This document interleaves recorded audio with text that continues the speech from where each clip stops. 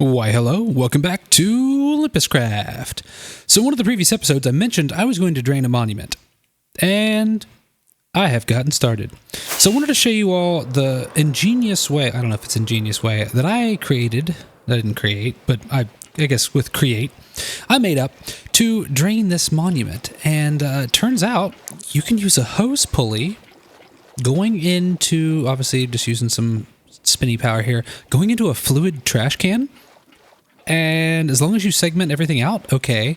Anything over 10,000 blocks is considered infinite. So before I tried to drain half of this or whatever, or this whole area here, and it would not drain that. It did say that the supply was considered infinite. And when there's an infinite supply, you can't drain it.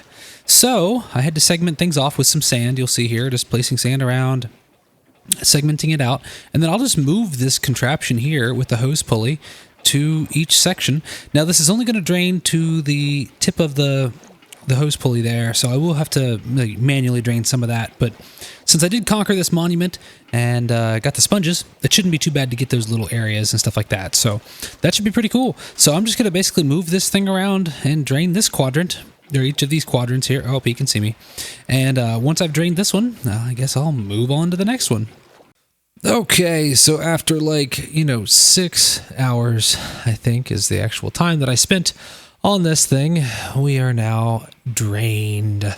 Finally. I had to move the trash can and all that stuff around about 6 times. Well, actually more than that, probably 12 times? I don't remember. I completely lost count. It's moved around everywhere. Still got some of them hanging out down there. There's still a tiny bit of water left in a few places, but I've fallen down here. I've slowly started to work out, where is left and where we need to continue to mine. But yeah, the vein miner makes it really nice for removing the sand. So I'm just kind of going through at this point and removing any of the extra sand and other stuff. And I think it's time we start tearing this down. Now that we have it drained out, the idea now is we will get it down to just a platform, and then that's when we'll build the farm. But the best part about this are these sea lanterns. I'm going to leave a few of them for light for right now. I do have some torches placed here and there. A lot of torches down in here, because I did drain all this as well. Again, just a lot of time with the machines, and then the time that wasn't machines was time with sponges. Yeah, I've still got some here left in my inventory, so yeah, it's a grindy process, but once you get it done, it is so worth it. Ooh, chest, I didn't open this one. Anything in this? Oh, a little bit of lag. Oh, more buried treasure. Ooh, let's see if we get some buried treasure. Well, something is wrong with the buried treasure map generation. When I open it up, it just shows me here with no treasure. So, no big deal. We don't need the buried treasure anyway. I do have a mega torch down here for right now. I am going to move that mega torch out of here because I don't want it. Obviously, I want stuff to spawn down in here. Or not down in here, but I guess I want stuff to spawn up here. But the platform we're going to leave is this layer right here, this prismarine layer. And I'm sure you guys have seen many Guardian farms in the past, and I've built them myself, So I'm not going to bore you all with, whoa, that was more than I thought, with a ton of the effort of going through and building a Guardian farm, because you guys have seen that before. But when I get it done, I will show off a little bit about what we got finished.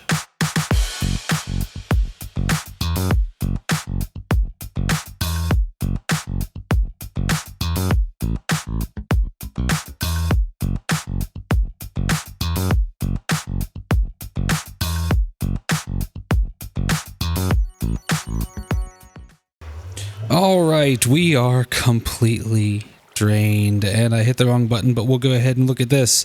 This is now my Guardian farm. I've built many designs like this before. This one's not much different than the usual. The Guardians spawn, they hit the bubble columns, go to the top, and they were getting a little stuck, so I grabbed some vector plates to throw them into the portal here. And I was doing a little experimentation with some fans over here to help blow them over, because some of these are not source blocks of water, and so they were kind of getting stuck right here, and it was a little awkward. So let's go ahead and run up here to the AFK platform, And I put myself a little warp plate just to save a little bit of time right here. And here we are, up at the AFK platform. And we'll go ahead and free cam down, and yeah, I'll talk about this in a second. And you should see them spawning. There they go. So yeah, they just spawn in.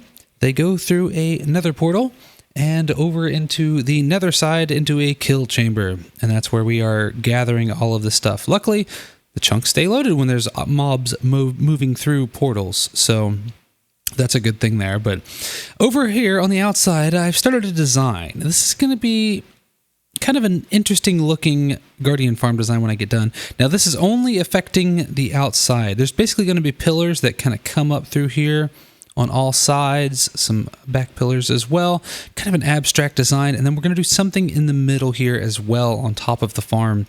I'm not sure what that part's going to look like yet, but I had the idea for these pillars. And I did find that online, and if I can think about it, I will link that person's design in the description. Not my original design, but it looked really, really cool. And I'm like, that would be an awesome way to do up a Guardian farm when I get done. So let's head over to the kill chamber side, and I'll show you how that works. And here we are over at the kill chamber, and you'll see them. They are dying. Just using the portals right up at the top. I don't know if we can see it. Nope. And the Guardians just fall down, hit these player damage plates, and then all their drops go over into here. You can see I have a ton of drops already. I actually have 92 Guardians heads because the player plates let you get the heads from them. You see they're filtering in here a couple different types of fish, which is kind of cool. So we actually can get some tropical fish.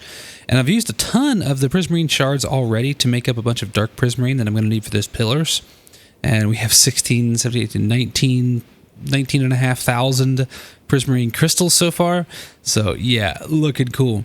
The room in and of itself, I wanted to make something interesting. So we have the polished cut azurine, which is a really deep blue block. I think it's really cool. And then some Certus quartz blocks up at top, just again to make it look cool. Kind of a nice little kill chamber. We are in the nether, so if I free cam up here, you'll see, yeah, we're just in the regular nether. There is the portal where they come through. They can only go through one side. They just hit this little pillar and fall down through. So yeah, now that we have a Guardian farm, we can farm up, again, dark prismarine. We can do sea lanterns, stuff like that. I really like the sea lanterns. I would like to use some more sea lanterns in builds because of that cool blue texture. But this was basically the only way to get that done, was to build a big old farm like this. So, yep, this was our big project. This took me quite a while to not only drain the monument, and then once I've drained it, I had to tear it all down and then rebuild all this, get the nether portal set up, and then start on these out here. I'll work on the pillars on the outside, the decoration, a little bit later. I don't think I'm going to work on that immediately right now. But yeah, that's... this has been my big project for the past, I don't know, week. So back over here at the main base, frame rates. I increased my render distance a little bit, and it's not working out quite as smoothly as I thought. So not much has changed throughout here. I'm working on removing the ground, and we're going to be putting in, I don't know if I'll use the same cut deep slate, the polished deep slate, but yeah, I think I need to do some work with my machines because my frame rate is very low here. When I look certain directions, it's fine, but sometimes not. But yeah, with my render distance up like that, I can see my mob farm from here. Back here, I started something. This building here is going to be a train station. I would like to get into some trains with Create because there's some really cool train stuff. All right, so as I'm building, I've got the extendo arm here. I made this with Create. This just gives me a little bit of extra block reach. It's kind of a cool looking thing too. It doesn't really give you a whole lot, just gives you a little bit farther reach than you would normally have. So I take this off, I can open the door right here. If I put this on, I can go clear back to here and open the door. So yeah, it just gives you a little bit of extra reach. Not really that advantageous, kind of deal, but it is neat. Fun little thing to have. But there's one thing that I really want to make, and we have it here in the pack, and it's called the Angel Ring. And it is super expensive, as you can see there, and this gives us creative flight. And it looks like we can equip it in the glove trinket slot, which is nice. Sorry, my mic arm is making noise. And Yeah, I mean, I think we have everything. I've made up some blocks of netherite. Let's see. Yep, I've already made up the 2 blocks of netherite, and I've got 3 additional. Now, I do have some ancient debris. Yeah, I got 43 ancient debris. So, I mean, I've got plenty for right now. Oh, even got 27 scrap in there. Okay, I forgot I had that. Nice. So I've got plenty of stuff to be able to make this. And I want to go ahead and get this made. It does cost an elytra and another star, and then just some feathers. And there we go. Now, if I clip this in the glove slot, it should allow me to... Yay! I've got creative flight. Nice. So I'm only going to be using this for building. It's kind of a personal thing, I guess you would say. I don't really want to use it to, travel places and do stuff like that. I just want to use this for building. So like while I'm in here building things, I can fly around and edit stuff and build things. I think that'll be really good.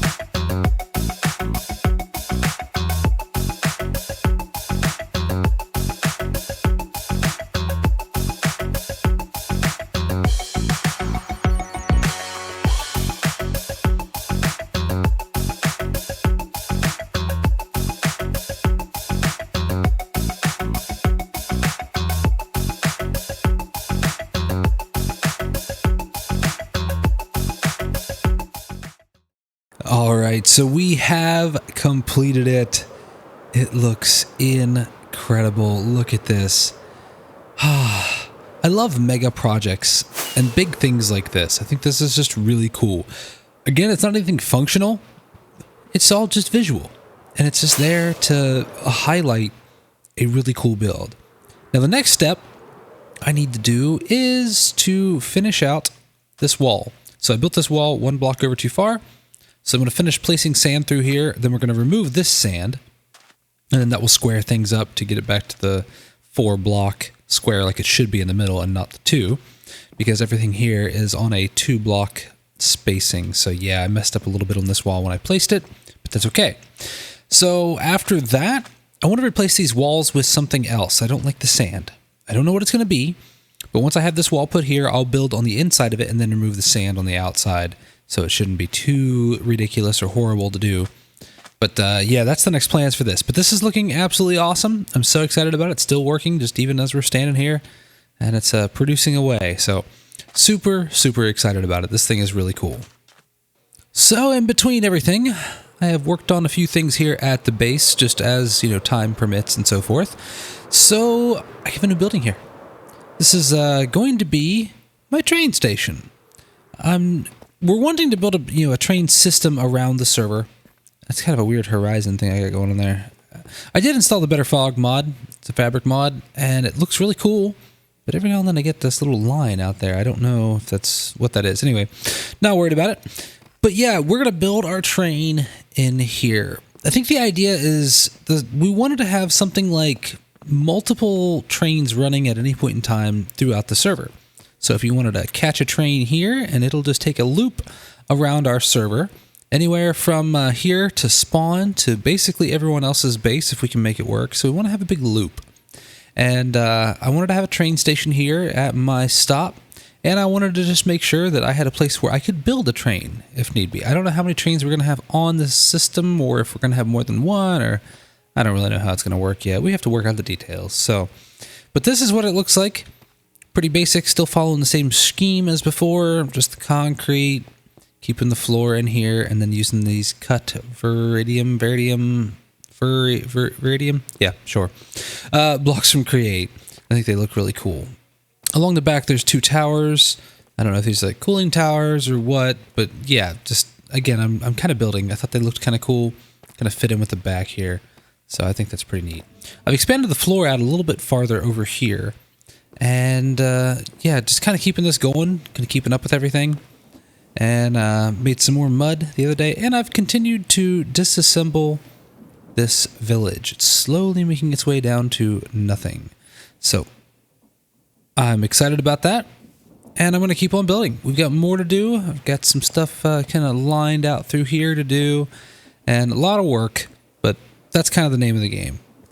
All right, this is going to be it again for me today. I appreciate you all so much for watching, and I'll see you all on the next episode.